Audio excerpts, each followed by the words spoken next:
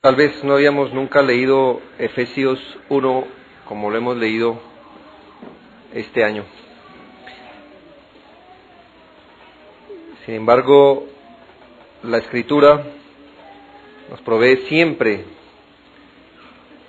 ese conocimiento sin el cual ningún creyente pudiera hacer lo que está llamado a hacer.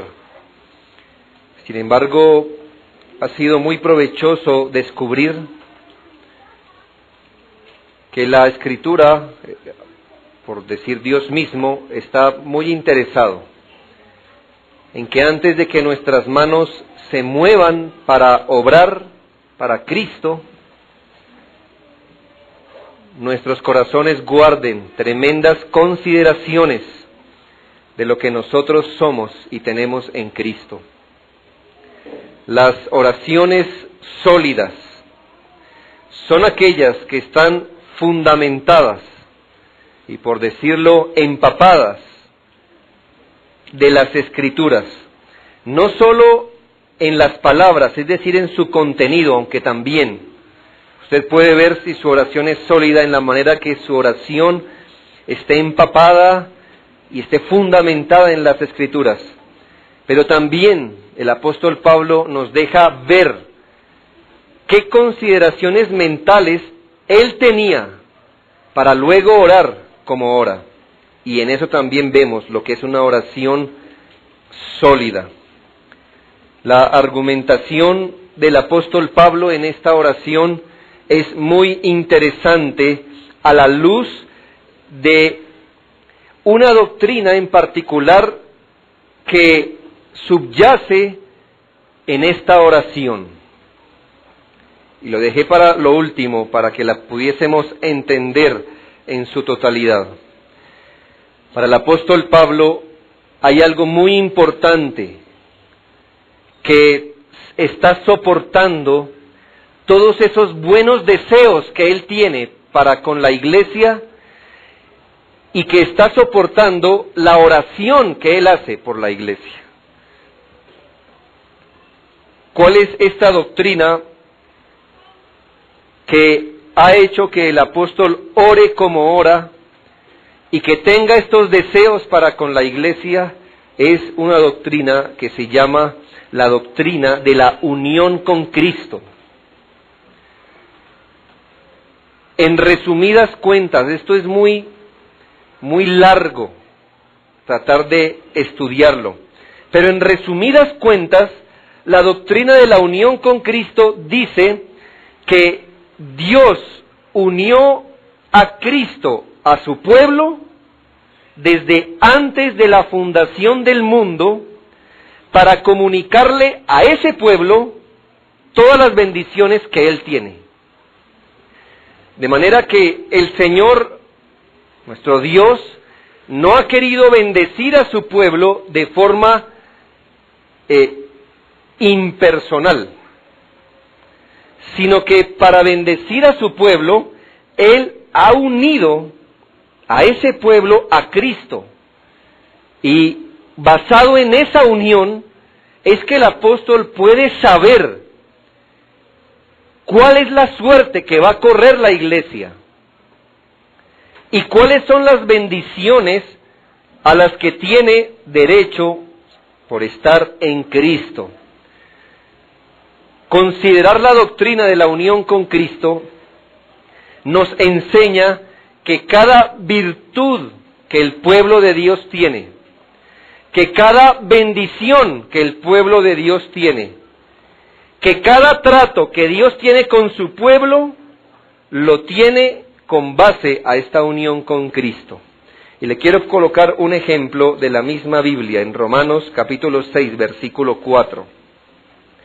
Para que usted entienda qué es esto de la unión con Cristo y por qué eso es tan importante entenderlo. No tiene que ver con una información teórica que nada nos sirve, como una información especulativa, no. Dice la Biblia en Romanos 6, versículo 4 al 6, porque somos, y aquí está hablando de creyentes, porque somos sepultados juntamente con Él, con Cristo, para muerte por el bautismo, a fin de que como Cristo resucitó de los muertos por la gloria del Padre, así también nosotros andemos en vida nueva. Porque si fuimos plantados juntamente con Él en la semejanza de su muerte, así también lo seremos en la de su resurrección, sabiendo esto, que nuestro viejo hombre fue crucificado juntamente con Él, para que el cuerpo del pecado sea destruido, a fin de que no sirvamos más al pecado. Este es un solo ejemplo. Hay muchas más cosas, pero para el apóstol Pablo, inspirado por Dios por supuesto, para él, ¿qué es lo más de lógico? Que él, al ver a Cristo y lo que hizo Cristo, él puede entender cuál es la suerte del pueblo de Dios. Así él puede decir, si Jesucristo murió, hay alguna forma en que su pueblo muere. Y como Cristo resucitó, hay una forma en que su pueblo también resucita.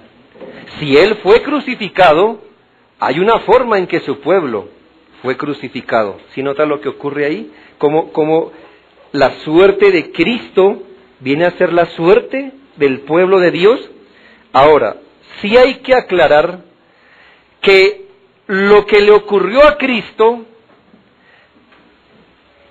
solo es una semejanza, o más bien, lo que nos ocurre a nosotros como pueblo de Dios es una semejanza de lo que le ocurrió a Cristo, y no es algo que se identifica absolutamente en todos sus puntos. Es decir, la palabra de Dios en el versículo 5, allí, habla de la palabra semejanza, porque si fuimos plantados juntamente con Él en la semejanza de su muerte. ¿Qué quiere decir eso? Que lo que le ocurrió a Cristo y lo que le ocurre al pueblo de Dios no son dos cosas totalmente idénticas, no. Son cosas semejantes, no idénticas, pero semejantes. ¿Y por qué? Pues miren lo que dice la Escritura con respecto a Cristo. Dice que Él fue resucitado, está bien. Y también nos dice que el pueblo de Dios fue resucitado. Pero el punto es, ¿Cristo y su pueblo resucitamos de la misma manera? No. Dice la Biblia que nosotros resucitamos en el sentido que hemos sido levantados a una vida nueva. Es decir, a una vida sin pecado. Es decir, más bien una vida bajo Cristo. Ahora, ¿Cristo tuvo que resucitar a una vida nueva para no dejar de pecar más? No, sí ve que no son dos cosas idénticas, sino son dos cosas semejantes. Nosotros fuimos crucificados en el sentido que nuestro cuerpo de pecado fue llevado a la muerte. Cristo no fue crucificado en ese mismo sentido, en el sentido que era pecador y que para dejar de pecar su cuerpo debió ser crucificado, no. Pero al ver lo que le ocurrió a Cristo, sí podemos ver una semejanza de lo que a nosotros nos va o nos ocurre. El punto es el siguiente, hermanos, que evidentemente, aunque seas en semejanza, nosotros como pueblo de Dios, sí corremos la misma suerte que corrió Cristo, nuestro Señor. Ahora, cuando el apóstol Pablo, volviendo a Efesios, nos habla y nos está describiendo todas las bendiciones espirituales que tenemos por estar unidos a Cristo, todo lo que ya hemos visto en sermones anteriores, todo aquello que le ha llamado bendición espiritual en los lugares celestiales en Cristo. Al ver todo eso, entonces el apóstol dice, por esta causa yo oro por ustedes, y cuando nos dice, yo quiero que ellos sepan cuál es la esperanza de su llamado, la herencia que ellos tienen y la grandeza del poder que opera en ellos, es lo más de lógico que nos presente ahora también a Cristo, para que sepamos cómo ese poder opera en nosotros, y volvemos al punto. Esta bendición de tener el poder de Dios operando en nuestras vidas es una bendición que tenemos al estar unidos a Cristo. ¿Por qué? Dice la Biblia que ese poder operó en Cristo primero. El poder de Dios Padre operó en Cristo primero, y ahora nosotros participamos de ese poder. ¿Por qué? Pues porque estamos unidos a Cristo. Ahora, la misma aclaración. Nuestro Señor Jesucristo no participó del poder del Padre de la misma forma como nosotros participamos, pero nosotros sí participamos de ese poder de una forma semejante, Ahora, déjeme ponerle ahora un ejemplo imperfecto. Cuando hay serias fracturas óseas, hay un tratamiento avanzadísimo, me parece, y es hacer un injerto de hueso. ¿No lo puede creer? Si eso ya cierto está, pero es increíble, ¿no cree?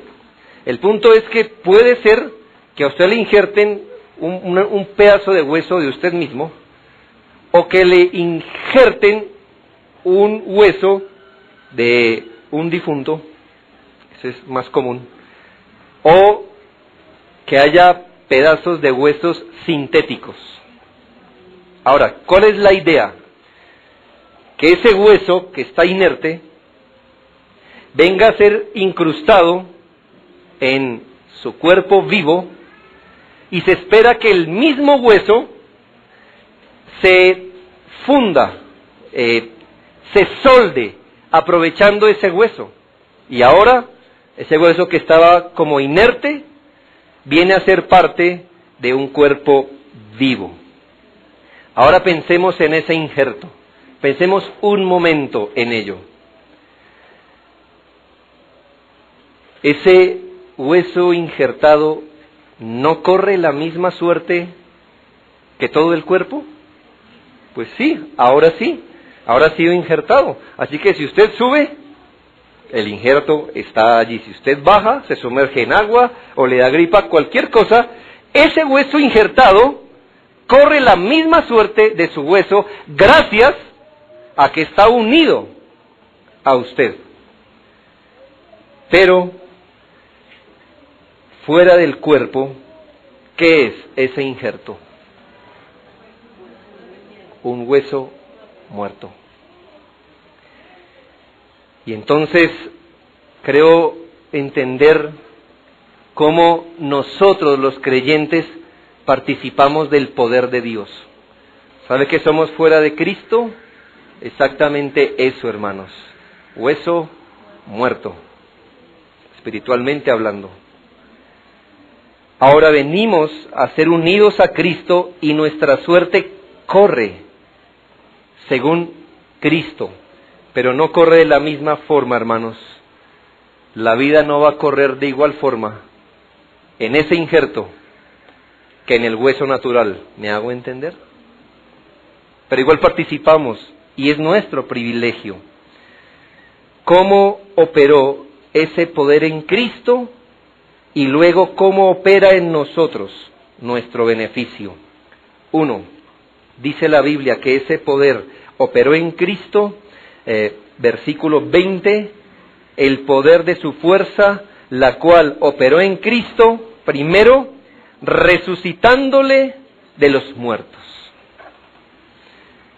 La palabra del Señor claramente en Hechos 2:24 nos afirma que nuestro Señor Jesucristo fue levantado de la tumba por el poder de Dios. Hablamos de que Cristo en su humanidad sucumbió temporalmente a la muerte. Tenía que ser así, es un gran misterio. Pero el Cristo el que hizo todas las cosas, incluyendo la vida misma, sucumbió temporalmente a la muerte. Por supuesto que Él no sucumbe a la muerte por Él. Él tenía una misión con respecto a su pueblo, era necesaria. Pero note lo que ocurre con el poder de Dios 3 días después de morir. La muerte que había herido en el talón a nuestro Señor Jesucristo, de acuerdo a Génesis, recibió un golpe mortal de Cristo. Es decir, será hasta hoy, hasta ahora, el único en su humanidad que después de haber recibido el golpe de la muerte, se levanta por el poder de Dios. Y piense por un momento, sea como sea eso, sea como se lo imagine, la muerte retrocediendo en su poder. Mis hermanos, hay algo que nosotros nunca podremos revertir y es la muerte. Es como si cuando vemos a alguien que está muriendo, como si la muerte empezara a hacer correr su sombra y no somos capaces o no podemos detenerla, como si usted se parara ahora mismo y viera correr el sol. Usted no puede hacer nada y la muerte va teniendo más poder, más poder, más poder, hasta que ese individuo sucumbe. Pero con Cristo, el poder de Dios hizo que la muerte empezara a retroceder y retroceder y retroceder, hasta que Él puede mirar a la muerte y decir estas palabras: ¿dónde está, oh muerte, tu aguijón? ¿Y dónde, oh sepulcro, tu victoria? Ahora, no es común, hermanos, es decir, nunca ha pasado, solo en Cristo, que el poder de Dios haya hecho retroceder la muerte hasta hoy. No es como en el caso de Lázaro, ¿sabe? En Lázaro, el poder de la muerte de una enfermedad lo hizo sucumbir a la muerte, y el poder del Señor Jesucristo lo volvió a retroceder. Pero ¿sabe qué? Lázaro volvió a morir, hermanos, otra vez. Pero se necesita un gran poder, hermano, para retroceder, para revertir los efectos de la muerte eternamente, de tal forma que eso que se llama muerte ahora parezca ser un mosquito molesto, pero no tiene ningún poder contra Cristo.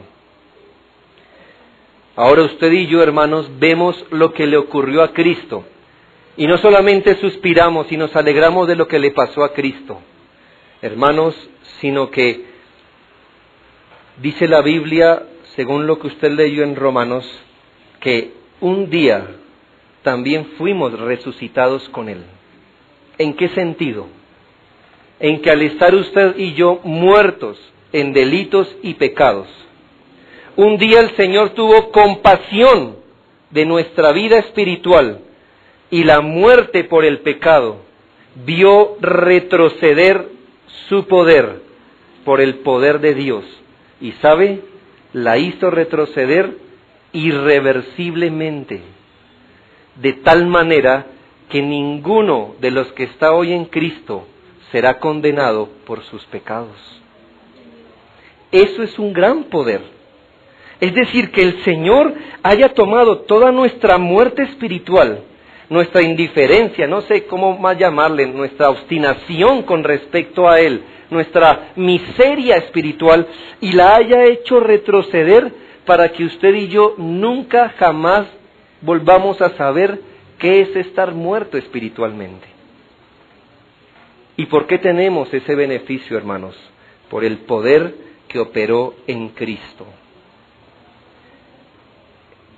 Por supuesto, hermanos, que allí no se queda el poder de Dios con respecto a la muerte, sino que dice la Escritura en Romanos 8:11, que Y le recuerdo que el contexto de Romanos 8 es la exhortación a no andar en la carne, sino en el Espíritu.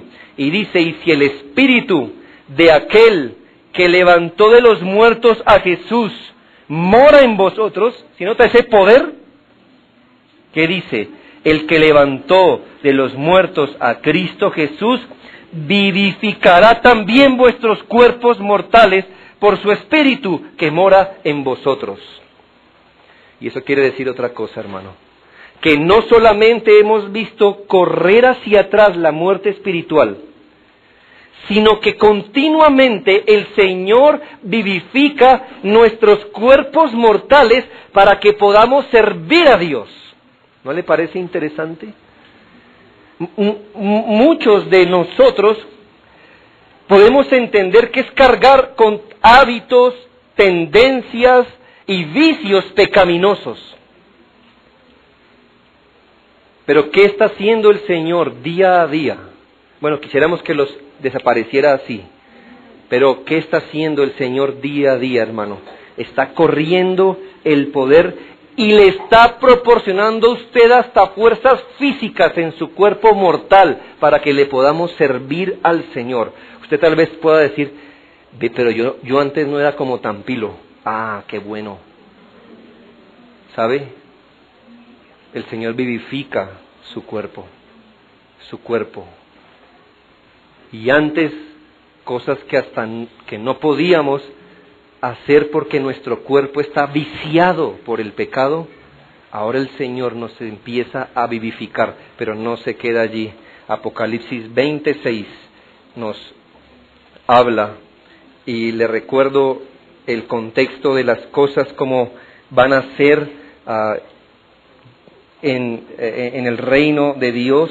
Dice, bienaventurado y santo el que tiene parte en la primera resurrección. Yo creo que la primera resurrección está hablando del nuevo nacimiento. La segunda muerte no tiene potestad sobre ellos. La segunda muerte estoy pensando que es el juicio final. La segunda muerte no tiene potestad sobre ellos. Por el poder de Dios, hermanos, cada recurso de nuestra vida como cristianos, solo viene de Cristo y por el poder que operó en Cristo. Así que note que lo que ocurrió en la resurrección, yo veo que la mayoría de gente que no es creyente, cuando está en Semana Santa y mira las películas y escucha lo de la resurrección de Cristo, como que cuando lo ve morir dice, ay, qué pesar con él. Y cuando vive, ay, qué bueno por él. Hermanos, la resurrección de Cristo también es buena para nosotros. Ese mismo poder, piense, el que hizo retroceder la muerte en el cuerpo de Cristo eternamente, es el mismo poder que está operando en nosotros, revirtiendo toda muerte que haya en nosotros, espiritual primeramente, pero un día, ¿sabe qué? Todo su pueblo, podemos voltear a ver a la muerte y decirle, ¿dónde está, oh sepulcro, tu victoria? Un pueblo que jamás experimentará lo que es otra vez estar muerto. Segundo, ¿cómo operó el poder de Dios en Cristo? Dice la Biblia que en el versículo 20, la cual operó en Cristo, resucitándole de los muertos. Segundo, y sentándole a su diestra en los lugares celestiales. Bueno, la frase es más larga, es la frase más larga de aquí en la oración. Dice, sentándolo a su diestra en lugares celestiales, sobre todo principado, autoridad, poder, señorío, y sobre todo nombre que se nombra, no solo en este siglo, sino en el venidero. Ahora, yo en este versículo y en el siguiente veo que estamos hablando de lo mismo con dos cámaras distintas. El texto que estamos hablando es la visión que se tiene de los lugares celestiales hacia abajo. Y el próximo punto es la visión que hay desde abajo hacia arriba, hacia los lugares celestiales. Pero hablemos de la primera cámara. ¿Qué hizo el poder de Dios en Cristo?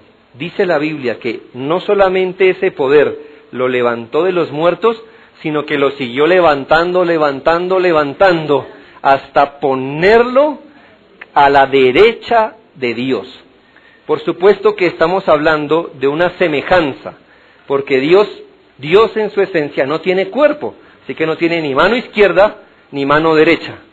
Pero, ¿qué quiere decir eso? Bueno, esta palabra nos remonta al ambiente que se vive en una corte real. Y está el rey, y generalmente los reyes buscaban un príncipe o alguien que hiciera las veces de rey. ¿Recuerda usted lo que Faraón hizo con José? Le dijo, bueno, José, todo Egipto es suyo. Lo único que está por encima suyo soy yo. Pero el resto hasta le dio su anillo, es decir, la chequera, todo el poder. Tome, yo no me quiero involucrar en eso. Usted tiene todo poder. Lo que quiera hacer con Egipto, hágalo. Usted solamente me da razón a mí. Ahora, esto es lo que está ocurriendo aquí. Y dice, y aquí hay que aclarar algo. Jesucristo, como la segunda persona de la Trinidad, Él ya tiene todo poder. Él no puede estar más arriba de donde es. ¿Por qué? Porque Él es Dios. Como el Padre es Dios, Él es Dios. Así que llamémosle como miembro de la Trinidad, Él no puede estar más exaltado de lo que ya está. Lo interesante aquí es que nos está hablando de Cristo como Redentor. Y como Redentor Él se humilló ante el Padre. Como Redentor Él se sometió al poder de la muerte. Y como Redentor, el poder de Dios no solamente le dio vida, sino que lo sentó a la derecha de Dios. La Escritura afirma, Él afirmó antes de morir, toda autoridad me ha sido dada, o toda potestad me ha sido dada en el cielo y en la tierra. Por supuesto, no como Dios, porque ya la tiene, sino como Redentor. Y ya les digo por qué eso es importante. Marcos 16:19 nos da un buen dato. Son de esos textos que uno dice, mire dónde aparecen. Sí, y está bien. Marcos 16:19 dice la Biblia, y el Señor, después que les habló, fue recibido arriba en el cielo y se sentó a la diestra de Dios. Estamos hablando con el príncipe soberano del mundo. ¿Y qué dice la Biblia? Que ya como creador, piense que ya como creador, toda la humanidad y todo lo creado le deben o le tienen una deuda de lealtad, ¿no cree? Pero como Salvador, toda la humanidad tiene una deuda de sumisión a Él. Quiere decir, hermanos, que cuando el Señor ascendió sobre todas las cosas, recibió un poder como Salvador, como Salvador. Es decir, hoy el Señor no solo está gobernando todo, porque Él es Dios, por supuesto, sino que está por encima de todo como Salvador. ¿Y qué significa eso, hermano? Que cuando la gente piensa en Cristo, no piensa en ese detalle. Que ya Cristo no solamente recibe honra como Creador, sino que está extendiendo su mano como Salvador. Usted no cree en Él y no solo comete una gran torpeza, y es desafiarlo a Él como Creador, sino desafiarlo a Él como Salvador. Si usted desafía al Creador, está en graves problemas. Pero si usted desafía al Redentor, usted va para el infierno. Ese es el punto. Como Creador, tal vez la máxima pena que Él pueda poner como Creador es hacer que usted deje de existir, quitar su vida.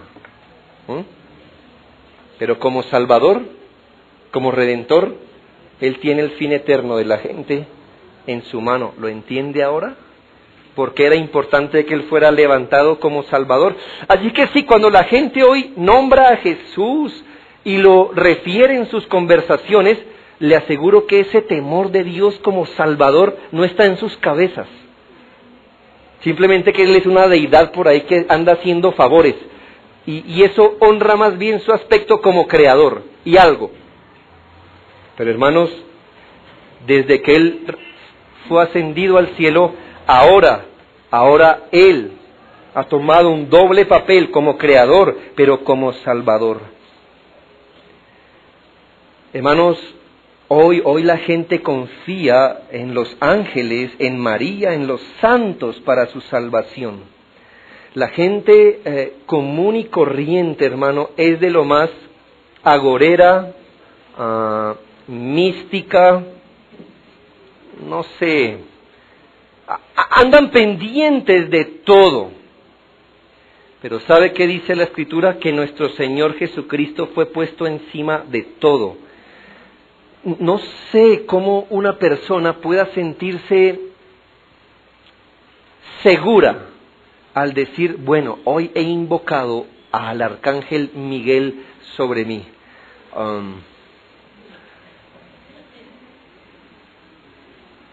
Qué pena, ¿sabe?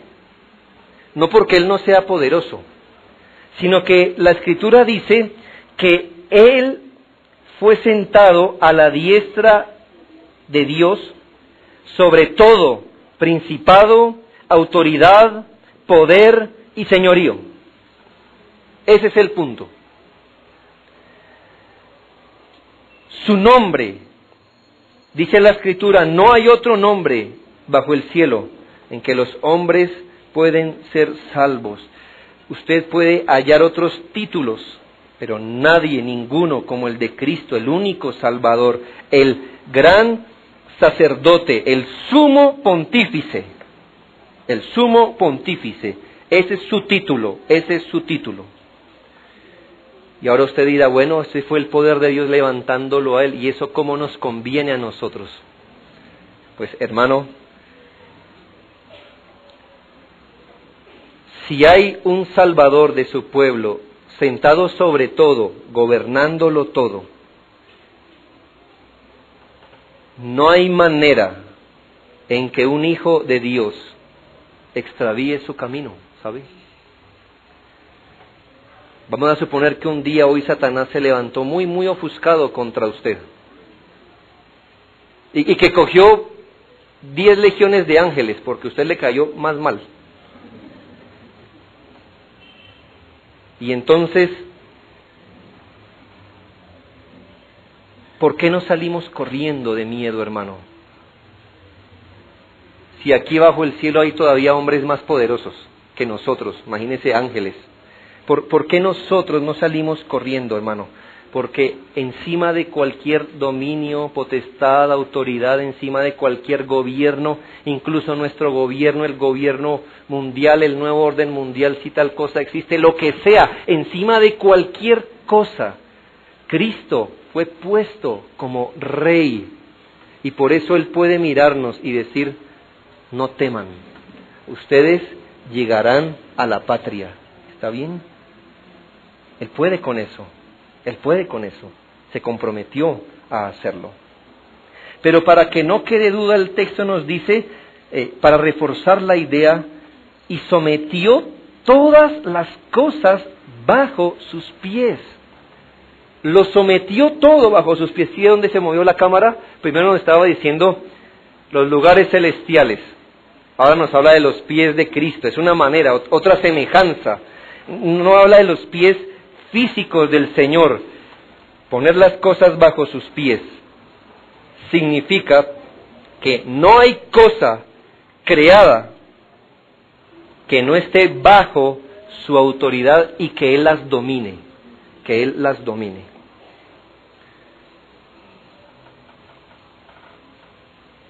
Esta es una gran verdad, hermanos, porque Él puede asegurar que sus hijos, en sus hijos, todas las cosas le van a obrar para bien.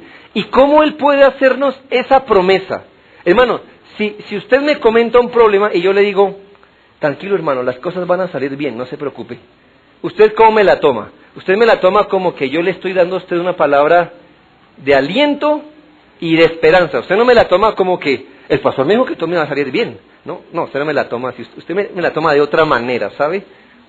Pero Dios cuando nos dice, todas las cosas le van a obrar para bien, Él no está usando esas palabras como yo las usaría. Lo mío es como un deseo, como decirle, hermano, yo quiero que todas las cosas le salgan bien, póngale fe a eso, cosas así. Pero Dios, ¿por qué Dios puede decir, pero a los que me aman todo les obra bien? ¿Cómo Él puede asegurar eso? Hermano, porque Él tiene todas las cosas en su mano. Y no importa con cuánta fuerza Satanás tire un dardo contra usted, no importa. Él va a tomar esa flecha y la va a usar, hermano, para su beneficio. No importa que venga, no importa. Todo está bajo sus pies. Y me encanta esta expresión. Y sometió todas las cosas, todo. Así que donde usted encuentra peligro, yo creo que usted, su vida espiritual, y si a veces me gusta pensar, no sé si eso sea ocioso, pero a veces me gusta pensar en si tuviéramos ojos para ver el mundo espiritual, ¿cierto? No ver los hombres, sino las cosas del espíritu. Y por dónde nuestra alma está atravesando ahorita. Si se nos permitiera ver qué es eso del mundo, del diablo, los ataques, las influencias, ¿cómo sería esa visión de esas cosas? Usted diría, qué horrible, pero ¿sabe qué también se nos permitiría ver si eso fuera posible? Que hay un indescriptible poder que hace que todas las cosas que venían como mal hacia nosotros nos cooperen a bien. Hermano, qué más terrible para un adolescente como José que ser vendido en épocas donde no había WhatsApp para decir aquí estoy, no había. Si usted era vendido a otro lugar como esclavo, usted iba a morir joven y nadie iba a saber de usted, ¿sabe? Pero José tal vez no entiende, y sin embargo él puede decir esto a sus hermanos: ustedes pensaron mal contra mí, pero Dios pensó bien contra mí. Y un evento que era de lo más malo, que venía a perjudicar a José, ¿sabe qué hizo Dios con eso? Lo tomó y lo transformó para bien. Hermanos, si eso no hubiera pasado, usted ni yo estaríamos aquí, porque de la línea del pueblo de Dios viene el Mesías en el cual hemos creído. Así que mire lo que Dios hace con eso. ¿Por qué Él puede mirar a sus hijos y decirle, no temáis, no temáis? Bueno, yo puedo estar pasando por un corredor, por un callejón, y veo salir a unos hombres, y yo le digo a mis hijos, tranquilos, tranquilos. Sí, yo les estoy diciendo tranquilos, pero yo estoy muerto de miedo. Yo lo que no quiero es que se asusten más de lo que yo estoy, pero mi voz es, no temáis, no es la misma cuando Dios dice, no teman. De verdad no teman. ¿Y por qué Él puede decir no teman? Hermano, porque Dios tiene rebeldes, Él no tiene rivales. Un rival pelea igual. Los rebeldes no pelean igual. Dios no conoce un rival. Cristo no conoce un rival. Él no pelea frente a frente con nadie, con nada. Por eso Él puede decir, no teman. Todo está bajo mis pies. Y por último, hermano, quiero terminar con cómo operó el poder de Dios. Versículo 22, segunda parte, y lo dio por cabeza sobre todas las cosas a la iglesia. ¿Cuánto poder, hermano, para ponerle una cabeza a la iglesia? Cristo. Como hijos de Dios, como regenerados, como justificados, hoy solo reconocemos una sola cabeza. Y cuando habla de cabeza, otra vez está usando una semejanza. Cuando hablamos de cabeza, estamos hablando de autoridad, del principal en gobierno. Y eso de por sí ya es un beneficio nuestro. La iglesia de Cristo tiene ya una cabeza. Y es Cristo. El poder de Dios entronó a Cristo como nuestra cabeza. No, perdóneme que le hable así, Cristo no llega a ser nuestro presidente, nuestro amo o nuestra cabeza por voto popular. Él no reunió a los ángeles y dijo, ¿qué opinan? O reunió a la iglesia. ¿Usted fue invitado? Yo tampoco. Y Dios puso a Cristo como cabeza de la iglesia. Ahí lo dice. De tal forma que, ¿quién es la cabeza de la iglesia? Cristo. Y la pregunta es, ¿y quién lo nombró? Dios. ¿Cómo? Por su poder. Y se lo digo esto por lo siguiente. Para nosotros no solamente es ofensivo, sino blasfemo, que un ser humano, desde la época de Constantino, ande diciendo que él es el papá de la iglesia. Es como si él dijera, sí, yo sé que el poder de Dios estableció a Cristo como cabeza, pero la iglesia me estableció a mí como cabeza. Y entonces yo le preguntaría, ¿y entre la iglesia y Dios Padre, quién tendrá más poder para establecer la cabeza de la iglesia? Dios mismo. Usted no puede pensar que el hombre que se llama sumo pontífice de la iglesia hoy, en cuestiones de religión él sí sea regular, pero él es buena gente, ¿sabe? Ese hombre es inmoral, hermanos, es un inmoral, es un blasfemo. Porque él dice que él es el papá, que él es la cabeza de la iglesia, que Jesucristo le entregó ese poder a él para regir la iglesia. Un hombre que piense así no es un hombre buena gente, es inmoral, es peligroso.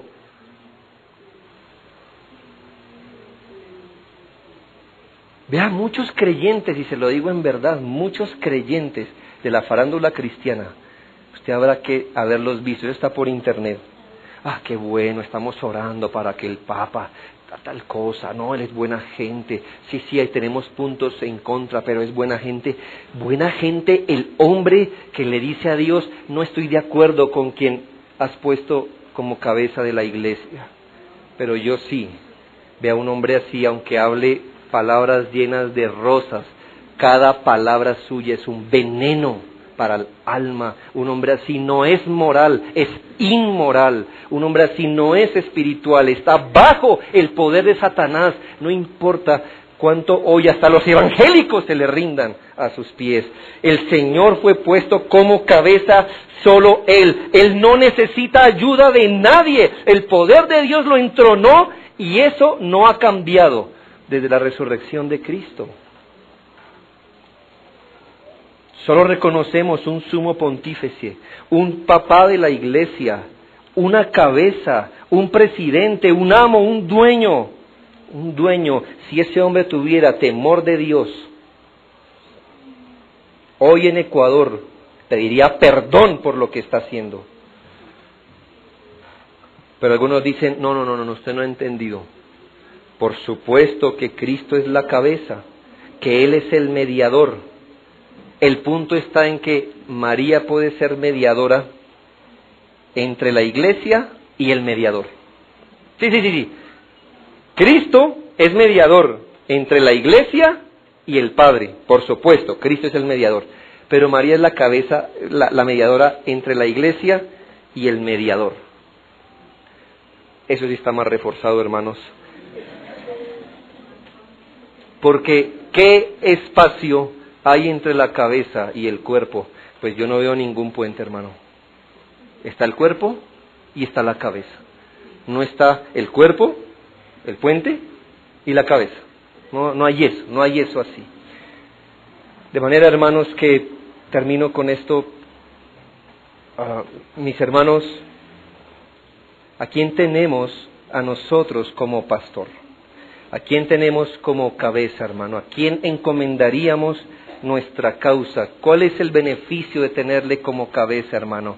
Que jamás nosotros vamos a ser desamparados de la guía, de la dirección, de la autoridad del Señor.